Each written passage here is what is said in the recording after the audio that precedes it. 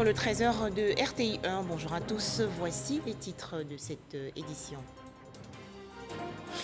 Célébration aujourd'hui de la journée mondiale 2021 des droits des consommateurs. À noter 4 droits fondamentaux: droit à la sécurité, droit à l'information, droit de choisir et bien sûr le droit d'être entendu. Dans ce journal, le message du gouvernement ivoirien.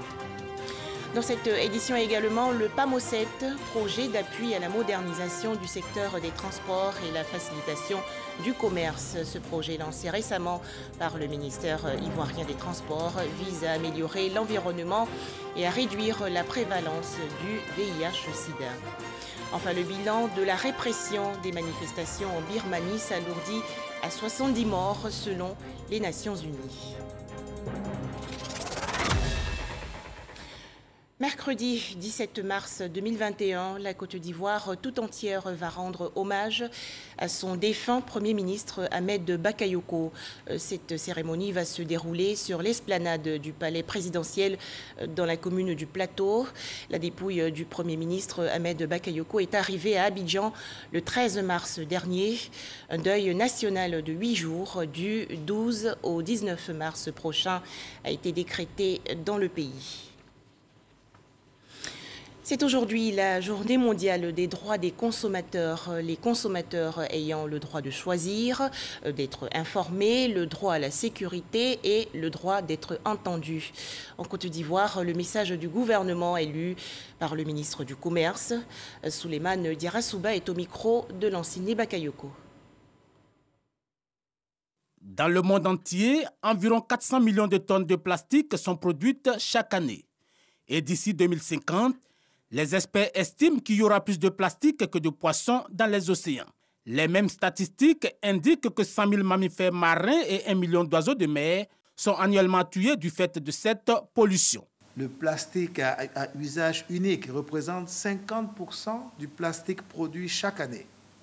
La moitié du plastique fabriqué depuis son invention l'a été au cours des 15 dernières années et 40% du plastique produit l'est pour un emballage qui est jeté après son utilisation.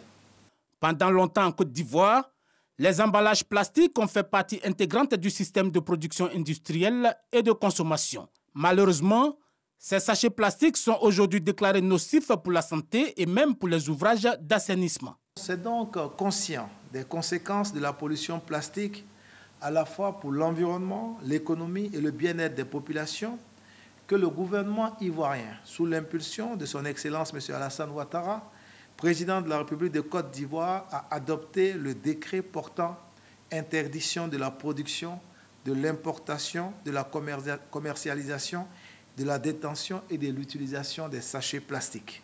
Malgré ce dispositif réglementaire qui constitue une véritable avancée, la réponse durable à la lutte contre la pollution plastique nécessite une forte implication des populations. En effet, nous devons arriver à court terme à supprimer les emballages superflus, difficiles ou impossibles à recycler, et à développer l'usage de systèmes réutilisables ou rechargeables pour le transport et le stockage des produits. À long terme, il convient de changer nos habitudes de consommation en étant des consommateurs responsables, soucieux de la préservation de l'environnement dans nos modes de production et de consommation. Sur le chantier de la sensibilisation, le gouvernement attend beaucoup des populations elles-mêmes, mais davantage des associations de consommateurs. D'Abakala, dans la région centre du pays, les travaux d'aménagement du périmètre risicole de 114 hectares dédiés au projet d'autosuffisance en riz du pays ont démarré. Environ 200 riziculteurs sont à pied d'œuvre. Objectif, produire plus de 600 tonnes de semences par saison. Le point, Léon Brou de RTI Boaké. Voici le périmètre risicole concédé par l'État dans le cadre de son programme d'autosuffisance en riz aux promoteurs du village semencier de Dabakala. De ce terrain de 114 hectares déjà irrigués, sortiront environ 600 tonnes de semences de riz dans 3 mois. Sur les 114 hectares, il est attendu 600 tonnes de semences que nous allons certifier. Une partie, ça sera pour le projet Coris, mais l'autre partie, c'est à la disposition de l'État de Côte d'Ivoire. Et le promoteur de se montrer rassurant indique que 160 tonnes de semences de base et les intrants, dont de l'État et de ses partenaires, sont déjà disponibles.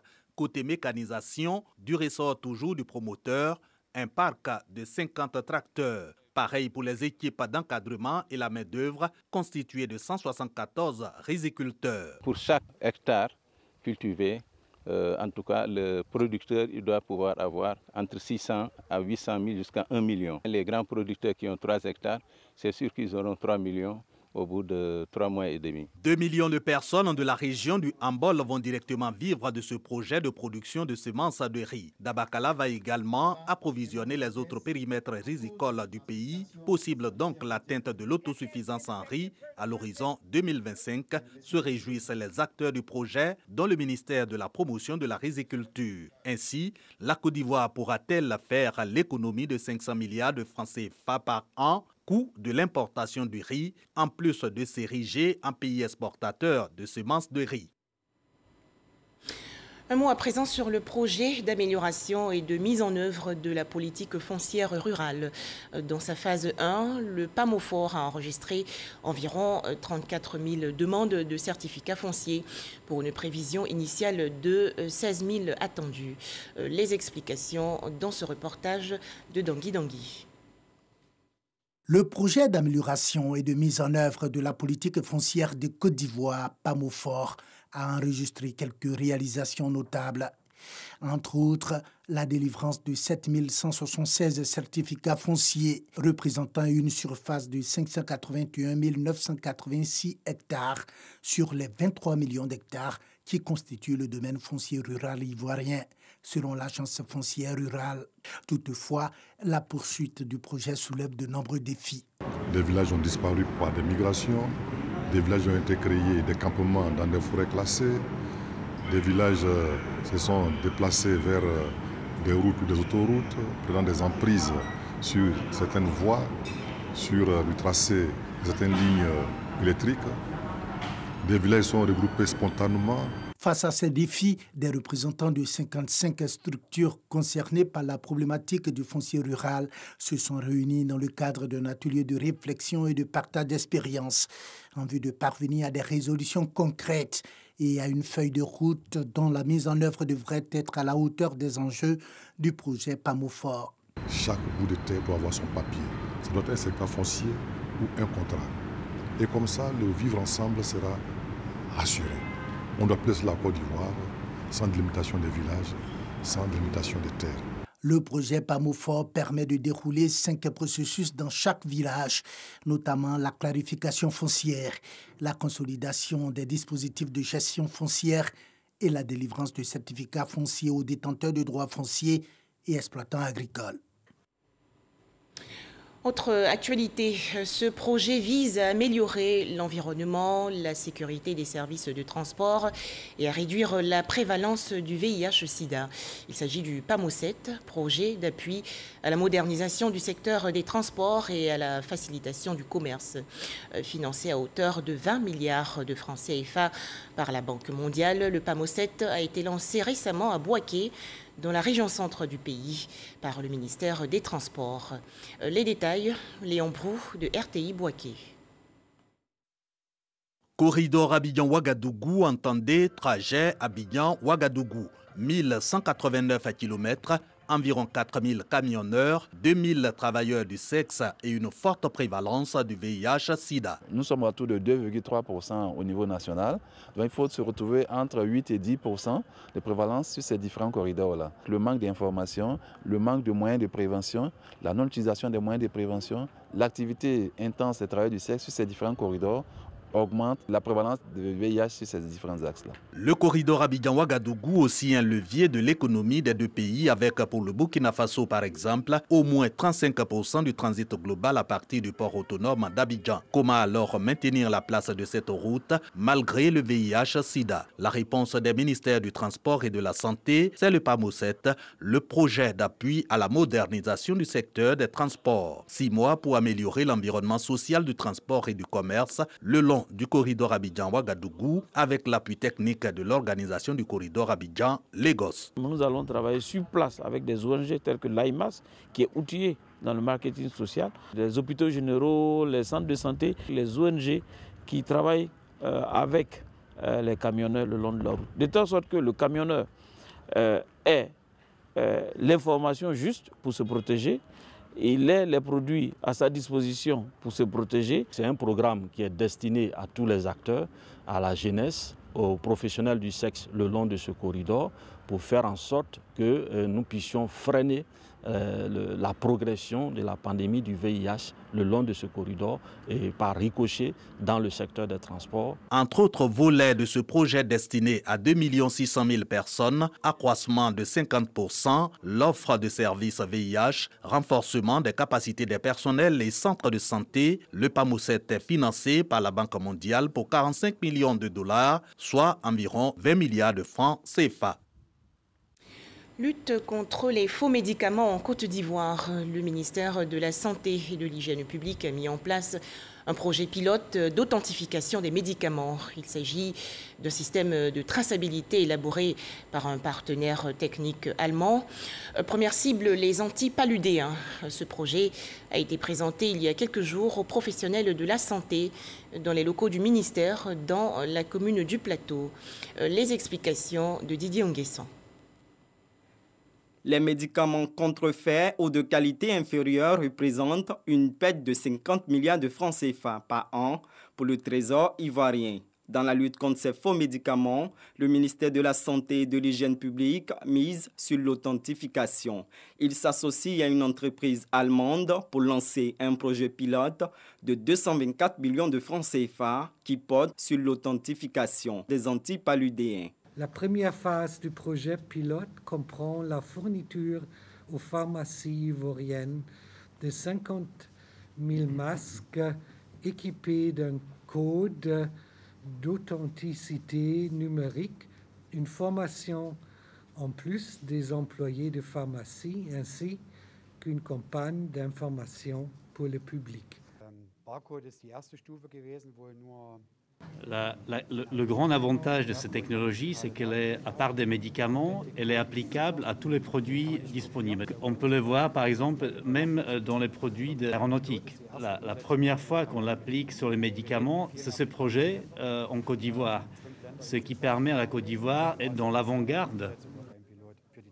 2 millions de produits médicaux seront étiquetés. Il s'agit pour nous de trouver les voies et moyens pour faire face à un défi majeur que constituent les médicaments contrefaits, les médicaments de qualité inférieure qui empoisonnent le système de santé publique. Le ministère de la Santé est donc ouvert à toute solution. Les faux médicaments causent 116 000 morts par an dans le monde. La vaccination et le respect des gestes barrières, des moyens efficaces pour stopper la propagation du coronavirus dans le monde.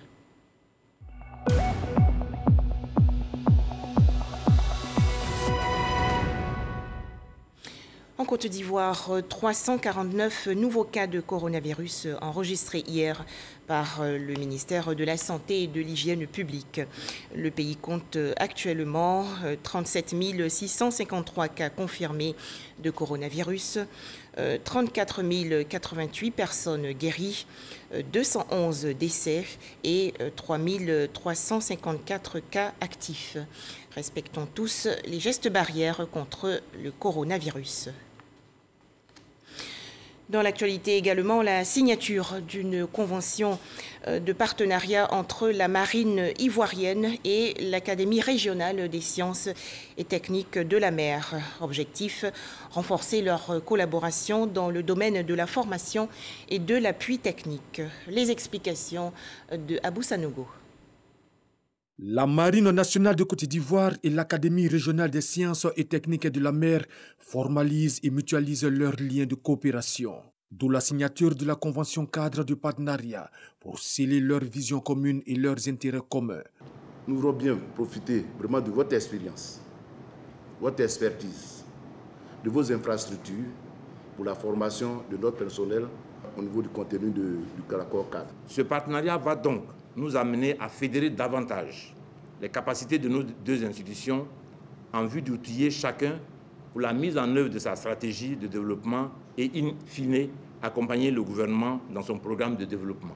La convention signée vise des objectifs spécifiques dans les domaines de la formation, avec le renforcement des capacités des personnels de la Marine nationale par l'Académie régionale des sciences et techniques de la mer, la formation pratique des élèves et auditeurs de l'Académie régionale des sciences et techniques de la mer au sein des structures ou sur les installations, ateliers, vecteurs et engins nautiques de la Marine nationale. La mise en place d'un cadre de recrutement des diplômés de l'Académie régionale des sciences et techniques de la mer au profit de la Marine nationale. Le recrutement du personnel de la Marine nationale comme instructeur et encadreur à l'Académie régionale des sciences et techniques de la mer. L'autorisation d'accès aux navires, engins et installations de la Marine nationale pour les stages et travaux pratiques des élèves et des auditeurs de l'Académie régionale des sciences et techniques de la mer et l'autorisation d'accès des personnels de la Marine nationale aux installations et infrastructures de l'Académie régionale des sciences et techniques de la mer. Un tout autre sujet à présent avec la cérémonie de rentrée solennelle 2020-2021 de la 4e promotion de la formation en ingénierie du genre dispensée par la chaire UNESCO aux femmes et pouvoir de décision. La rencontre s'est déroulée il y a quelques jours dans la commune du Plateau. Grace Kando. Chers auditeurs, chères auditrices. Transmission de flambeau entre les auditeurs de la 3e et 4e promotion en ingénierie de genre de la structure chaire UNESCO aux femmes et pouvoir de décision. Cette passation marque le début du programme de formation de la rentrée académique 2020-2021. Nos formations sont généralement organisées autour de 3 compétences. La première compétence vise à donner un cadrage autour des éléments conceptuels et des enjeux qui sont liés aux problématiques qui sont généralement soulevées en rapport avec les questions de genre. Et la deuxième compétence renforce nos capacités en matière de méthodologie et nous permet d'acquérir les outils de diagnostic de planification. La troisième compétence, c'est autour de l'intégration. Comment utiliser tous les outils que nous avons reçus. Cette session de formation, la 4e du genre, concerne plus d'une 50aine d'auditeurs et va durer 9 mois. Nous nous sommes rendus compte que pour réussir la gestion durable des forêts, des ressources fauniques et des ressources en eau, il faudrait que les populations soient prises en compte. Donc, prendre en compte les hommes, prendre en compte les femmes. Nous attendons que cette formation-là puisse nous aider à mieux comprendre le concept du genre et pouvoir vraiment développer des projets qui vont permettre aux hommes et aux femmes vivant en Côte d'Ivoire de pouvoir prendre part pleinement au développement forestier que nous faisons. La place accordée à la femme doit s'agrandir ou élargir le champ d'horizon. Nous, dans notre domaine particulier de la sécurité sociale, on s'intéresse aux populations défavorisées. Et il faut dire que dans notre pays, les femmes occupent une grande place dans ces populations défavorisées-là. Et donc les intégrer dans notre prise de décision nous permettra de mieux assurer nos missions. Le programme de formation en ingénierie de genre vise à impulser une nouvelle dynamique quant à la prise en compte de l'approche genre dans les programmes et projets. La formation en ingénierie du genre vient combler un vide en termes de renforcement de capacités techniques pour agir avec des outils pratiques. Ça nous permettra de changer la manière de faire le développement. Le but final, c'est d'avoir un développement durable et équitable, ou bien une société performante et rentable. Pour l'année académique 2021, la formation sera doublée d'une spécialisation afin de se spécialiser dans un domaine qui leur convient, notamment en leadership et management. Bien-être et équilibre de la femme au travail, c'est le thème abordé récemment lors de la rencontre réunissant des membres du personnel féminin de la radiodiffusion télévision ivoirienne, la RTI. Rencontre dans le cadre de la Journée internationale des droits de la femme. Les précisions de Patricia Etia. Bien-être et équilibre de la femme au travail ou encore comment améliorer vie professionnelle et vie privée.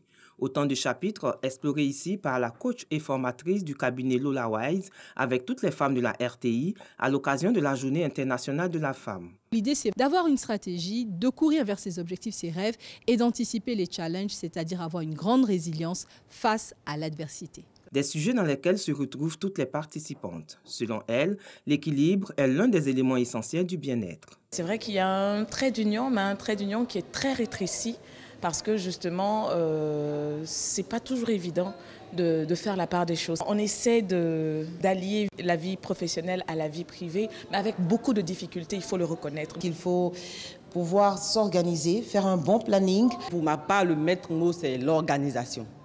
L'organisation, il faut prévoir à l'avance et puis il faut surtout ne pas déroger à ces principes de base. J'apprécie énormément cette initiative parce que c'est un réel besoin. Aujourd'hui, on a plein de choses à gérer en même temps et on a vraiment besoin d'avoir ces techniques-là pour mettre l'équilibre entre notre vie privée, notre vie professionnelle. Pouvoir avoir en entreprise une formation qui nous aide à accomplir nos tâches au quotidien, tant au travail qu'en famille, je pense que c'est un bon coup de pouce et surtout en plus à l'occasion de la Journée internationale de la femme, ça prend tout son sens. Cette initiative de la Mutuelle sociale des agents de la RTI Musarti a pour but d'investir dans la formation et le coaching afin de contribuer fortement au développement du groupe. C'est pour associer à cette journée-là, droit des femmes, la connaissance, pour que les femmes de la RTI puissent connaître leurs droits, puissent pratiquer leurs droits et apporter un plus à l'entreprise, la RTI. Pour le représentant du directeur général de la RTI, chaque célébration de la Journée internationale de la femme est une belle occasion pour que les femmes s'impliquent davantage dans la lutte de leurs droits. Le directeur général de la RTI me charge de vous exprimer sa solidarité à l'occasion de cette journée. C'est une journée de lutte pour la conquête d'un peu plus de droits pour la femme, pour la promotion de la femme. Et il reste, le directeur général, attentif, n'est-ce pas, à toutes les questions qui touchent au bien-être de la femme. Plusieurs entreprises cherchent à faciliter l'équilibre entre vie professionnelle et vie privée de tous leurs membres en proposant différentes mesures comme la gestion des horaires de travail ainsi que des initiatives pour améliorer la qualité et l'ambiance de l'entreprise. Direction à présent Kouibli, dans la région ouest du pays, où la lutte traditionnelle célèbre la cohésion sociale. Pour en parler, Walter Amadou.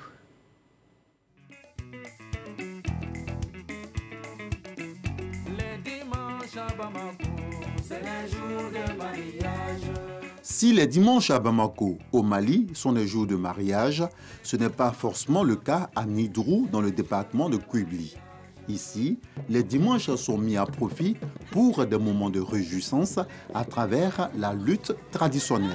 Depuis longtemps que nos parents ils ont commencé à faire une lutte traditionnelle. On fait ça pour qu'on ambiance les parents au village.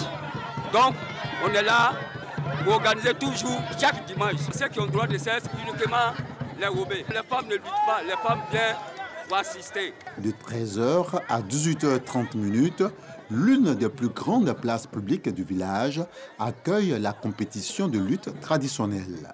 Dans l'arène s'affrontent deux groupes de lutteurs. Chaque groupe est coaché par un préparateur mystique qui transmet son savoir-faire à ses poulets. Je donne tous les mouvements à mes joueurs. Il y a un médicament. Quand on rentre en brousse, c'est moi-même qui ai préparé le médicament et puis mes joueurs, ils se prennent. C'est nous qui sommes rois ici. On est forts. Le rôle des tapeurs de tambour n'est pas à négliger. Ces tapeurs encouragent les lutteurs.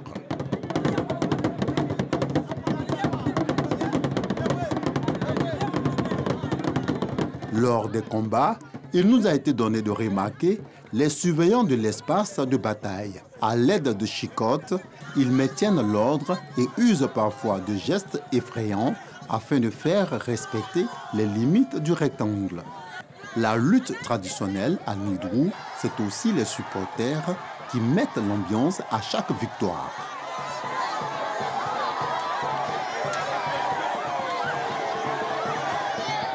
Celui qui vient de terrasser son adversaire se fait appeler le miroir des femmes de Nidrou. Miroir des jeunes filles le seul mural de Toubadrou. Moi, ça me fait 3 ans que je suis dedans. Moi, je suis un grand lutteur. De plus encore, je suis obligé d'entraîner mes petits frères aussi. S'il est tombé à terre, là, on lui a gagné. Là, les gens qui sont en train de toucher là. S'il prend quelqu'un comme ça pour le terrasser, il a gagné. Et puis les femmes commencent à danser. Et à ma venue, si ça ne va pas, et si il luttait jusqu'à, on peut le dire, on dit bon, ça va, 5 minutes. Si ça ne va pas, on dit bon, vous attendez le prochain. Tenez-vous bien, ici, le gagnant d'un combat de lutte traditionnelle ne reçoit aucune récompense. Si un lutteur gagne, on ne lui donne rien. Mais c'est le nom. C'est le nom que lui là, c'est un vrai lutteur. Voilà, on peut le prendre aussi, envoyer ailleurs. C'est comme ça. Si la majorité des habitants de Nidrou apprécient ces moments de lutte traditionnelle, ce n'est pas le cas pour tout le monde. La lutte me plaît, ça anime le village. C'est une bonne chose au fait. Il y a la cohésion, en tout cas la paix, tout ce qui est les bonnes choses. Après l'école, quand je viens regarder la lutte, je suis contente, je suis en paix, je suis en joie. La lutte nous apporte un rassemblement pour tous les 8 villages. C'est en fonction de cette lutte-là qu'on se réconcilie. Il faut que la réconciliation, la paix, main dans la main, continue. Moi-même, je n'aime pas. Je n'ai jamais regardé. C'est ma première fois de venir. De toute façon, je vois qu'ils sont à taper les gens, puis moi, ça me fait mal. Ils vont te faire tomber ton bras qui va se casser. Ou même c'est ton cou qui va faire tout. C'est à cause de ça, je n'aime pas. Pour notre part, nous retenons que ces combats mobilisent les communautés villageoises sans distinction d'ethnie ni de bord politique. C'est un facteur de rassemblement et de cohésion. Ce soir, les quartiers Kwao, qui regroupent majoritairement les ressortissants de Fakobli, et Kaye, ceux de Kwibli, se séparent sur un match nul. Conscients que la lutte traditionnelle dans le Guémon traîne du monde, des cadres veulent en faire des attraits au plan touristique afin que cette activité culturelle contribue au développement. La lutte traditionnelle, j'ai vraiment mal au cœur parce que c'est un sport qui draine du monde par le passé. Ici, en pays, ouais, les gens quittaient le Zélabaon, venaient ici, bon, les peuples se rencontraient. Et puis ça luttait. Et il y avait du monde. Mais les données ont changé. Si vraiment l'État même pouvait quand même jeter un coup d'œil sur ce qui se passe dans la région. Je regarde une chaîne sénégalaise. La lutte traditionnelle sénégalaise, ça fait du monde. C'est comme au stade de Fort-Boyenne. Les gens viennent et vraiment les gens se rencontrent, ça joue, ça s'amuse. Je voudrais que ça se passe ici chez nous. C'est une question d'organisation. Je vais voir des frères qui sont sportifs ici. Du côté de Fakobli, j'ai un de mes gars qui est là-bas, qui est sportif. Et je sais qu'il y a beaucoup de sportifs ici. Bon, si je prends le côté du Yokwe, il y a l'honorable Gloire Priva qui est le médiateur de l'Africa, qui aime le sport également. Si j'appelle tout ce monde-là, je pense qu'on peut mettre sur place quelque chose pour donner de la valeur à la lutte traditionnelle. Ouais. De portée ludique et culturelle, la lutte traditionnelle est un sport favori, également pratiqué au Niger et au Sénégal. En image, le Mali, fin de mission pour le représentant spécial du secrétaire général de l'Organisation des Nations Unies, l'ONU. En effet, après 5 années passées dans ce pays, le Tchadien Mahama Saleh Anadif a fait ses adieux. En Birmanie, 70 morts selon l'Organisation des Nations Unies. C'est le bilan de la répression des manifestations contre le coup d'État militaire. L'ONU ajoute que plus de 2000 personnes ont été arrêtées illégalement depuis la prise de pouvoir de l'armée. Rappelons cette date, mercredi 17 mars 2021, la Côte d'Ivoire tout entière va rendre hommage à son défunt Premier ministre Ahmed Bakayoko. Cette cérémonie va se dérouler sur l'esplanade du palais présidentiel dans la commune du Plateau. La dépouille du Premier ministre Ahmed Bakayoko est arrivée à Abidjan le 13 mars dernier. Un deuil national de 8 jours, du 12 au 19 mars prochain, a été décrété dans le pays. Et ce sera tout pour aujourd'hui. J'aurai grand plaisir de vous retrouver demain, mardi 16 mars 2021, sur RTI 1.